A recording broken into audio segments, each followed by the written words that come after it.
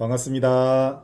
책 쓰는 한의사 전대성 원장입니다. 저는 오늘 가격의 비밀이라는 이야기를 여러분들과 함께 나눠보려고 합니다. 누구나 서비스를 찾을 때는 어떤 기대를 가지고 있습니다. 예를 들어서 백컴매, 백다방, 컴포즈커피, 백악커피를 찾는 사람들이 조용한 분위기와 쉬어가는 공간을 생각하면서 찾아올까요? 그렇지 않습니다. 저렴한 가격과 빠른 테이크아웃을 기대하고 찾습니다. 반면 스타벅스는 편안한 공간과 분위기를 기대하고 방문합니다. 커피를 마시면서 공부도 하고 책도 쓰고 친구들과 담소도 나누러 옵니다. 둘은 서로 기대하는 바가 다릅니다. 최근에 저가 커피 매장들이 우후죽순 생기고 있는데 프랜차이즈는 항상 한계가 있습니다. 꼭 그곳이 아니더라도 언제든지 갈 수 있는 곳이라면 특별한 메리트가 없기 때문입니다. 예를 들어서 동네에서 커피를 사 먹을 때는 우리는 프랜차이즈 매장을 찾지만 멀리 제주도나 강원도 여행을 가거나 특별한 곳을 가게 될 때는 프랜차이즈 매장을 찾지 않습니다. 특별한 곳에 가서는 특별한 곳을 찾습니다.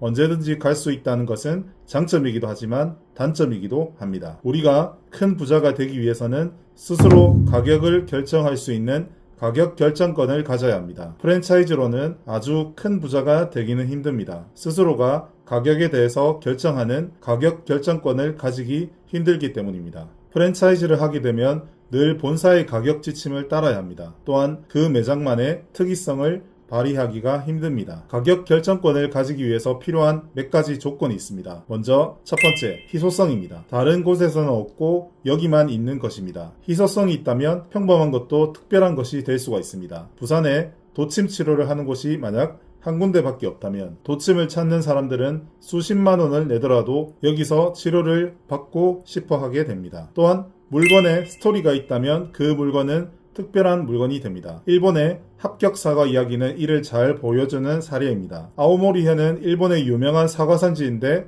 어느 날 심한 태풍이 불어서 사과의 90%가 나무에서 떨어져 버렸습니다. 농사가 거의 망한 상황에서 나무에 단단히 붙어서 살아남은 10%의 사과가 있었습니다. 이 사과를 합격 사과로 이름 붙여서 상품화했더니 몇 배나 비싼 가격에도 불구하고 매진되는 등 엄청난 성공을 거두었습니다. 평범한 돌을 팔아서 큰 부자가 된 사람도 있습니다. 미국의 게리 달은 친구들과 대화를 나누다 애완견이나 애완미호 대신에 애완돌을 키우는 것은 어떨까 하는 농담을 하게 되었습니다. 이 아이디어를 실제로 실행에 옮긴 그는 작은 돌을 구입해서 애완돌이라는 이름으로 상품화했습니다. 돌을 숨구멍이 뚫린 작은 상자에 담고 종이 스트로우로 포장했으며 돌을 키우는 방법을 설명한 유머러스한 훈련 매뉴얼까지 작성했습니다. 이 매뉴얼에는 돌이 앉는 법, 부르는 법, 그리고 명령을 따르는 법에 대한 설명이 포함되어 있었습니다. 게리 달의 독창적이고 유머러스한 마케팅 전략 덕분에 애완돌은 큰 인기를 끌었고 불과 몇 달 만에 미국 전역에서 150만 개 이상이 판매되었습니다. 이를 통해 그는 300억 원대의 부자가 되었습니다. 단순한 농담 같았던 애완돌은 기발함과 유머로 대중의 호기심을 자극하면서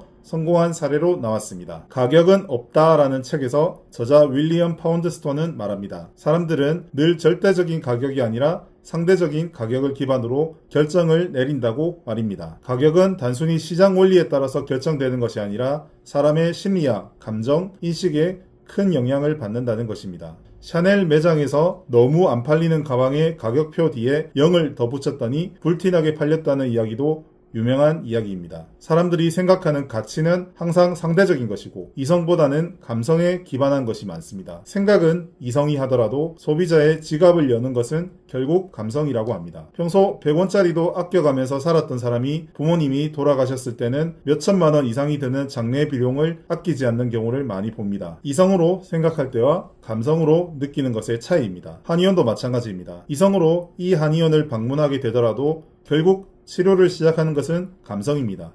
이 원장님은 믿고 내 몸을 맡겨도 되겠다는 느낌이 들 때 비로소 침을 맞고 약을 짓게 되는 것입니다.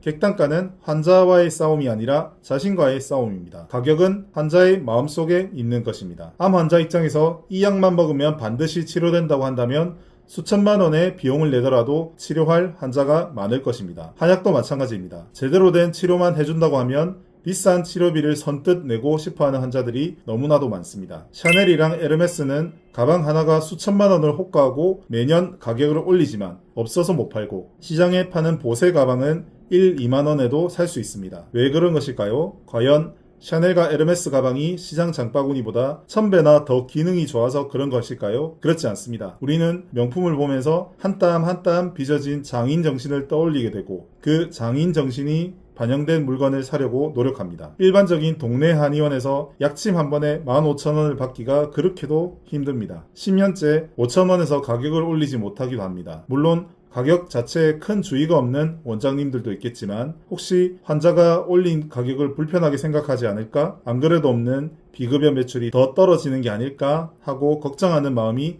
더 크리라 생각합니다. 컴포즈 커피의 전국 1위 매장은 연매출이 11억인데 꼴찌 매장은 연매출이 4,400만원입니다. 월 매출로 본다면 400만원에서 9천만원 사이의 바운더리입니다. 한 달 400만원도 올리지 못하는 매장은 임대료와 인건비조차도 감당하기 힘들 것이고 매일 울고 싶은 심정일 것입니다. 반면 스타벅스는 매장당 월 1억원 안팎의 매출을 올리고 있습니다. 전국 2,300개 가량 되는 매장에서 발생하는 매출이 한 해만 해도 2조 5천억 원에 순수익률이 10%가 넘습니다. 현재 우리나라의 카페는 12만 개 정도 되고 매출액은 월 1조 5천억 원 정도 됩니다. 연간으로 환산하면 약 18조 원 규모입니다. 말하자면 스타벅스는 우리나라 카페 시장의 12%를 차지하고 있다는 말입니다. 단일 브랜드 매장으로 대단한 규모라고 아니할 수 없습니다. 부산의 K한의원도 약침 비용이 1부위 49,000원, 2부위 79,000원에 책정되어 있습니다. 그런데 협착증, 디스크, 회전근개, 파열 등의 치료를 위해 이 한의원을 찾는 사람들이 줄을 서 있습니다. 한 달 예약이 한 달 전에 다 차버립니다. 치료를 받으려면 몇 달을 기다려야 하는 경우도 있습니다. 이 한의원은 비급여도 오직 약침과 공진단 두 가지만 있습니다. 한약도 정말 짓고 싶은 사람들만 지어줍니다. 맛집이 메뉴가 많지 않은 것과 마찬가지입니다. 심지어는 물리치료도 전혀 없습니다. 이 한의원을 찾는 사람들은 물리치료를 받거나 일반 침을 맞으러 오는 사람들이 아닙니다. 그렇기 때문에 아예 환자의 니즈가 다른 것입니다. 환자군 자체가 다른 것입니다. 이 한의원에 오는 사람들은 대신 다른 기준을 가지고 옵니다. 병원에서 협착증이나 디스크 수술을 했을 때는 비용이 400에서 500만원 가량이 드는데 비해 약침 치료를 받았을 때는 수술하지도 않고 그보다 적은 비용으로 치료가 가능하기 때문에 이 한의원을 찾는 것입니다. 경주의 D 한의원도 마찬가지입니다. 이곳은 아들 잘 낫게 해주는 한약으로 유명해진 곳인데 여기는 지금도 약을 짓기 위해서 새벽까지 한의원 앞에 텐트를 치고 아침에 오픈런을 하는 곳으로 유명합니다. 이렇게 상담을 해도 최소한 약을 4개월에서 6개월 뒤에 받는다고 합니다. 내가 자신이 있다면 얼마든지 내가 하는 서비스의 가격을 결정할 수 있습니다. 사람들은 충분한 가치만 있다면 그만한 가격을 지불합니다. 사람들은 한 번 찍는데 수십만 원이나 하는 MRI에 쓰는 돈은 그리 아까워하지 않습니다. 허리가 아픈데 디스크인지 판독하기 위해서는 선택의 여지가 없기 때문입니다. 왜 MRI를 찍어야 하는지 이유가 있다면 환자들의 지갑은 열리게 되어 있습니다. 가격 결정권을 가지기 위해서는 나를 찾는 팬들이 있어야 합니다. 원조 장사의 신 우노 다카시도 그의 책 장사의 신에서 불황을 견디려면 단골이 있어야 한다고 말합니다. 단골은 그저 그 음식만 보고 그 가게를 찾지 않습니다. 그 가게를 내 가게처럼 생각하는 것이 바로 팬심입니다. 팬심은 무섭습니다. 아이돌 가수가 음반을 내면 100개, 200개도 사주려는 마음이 팬심입니다.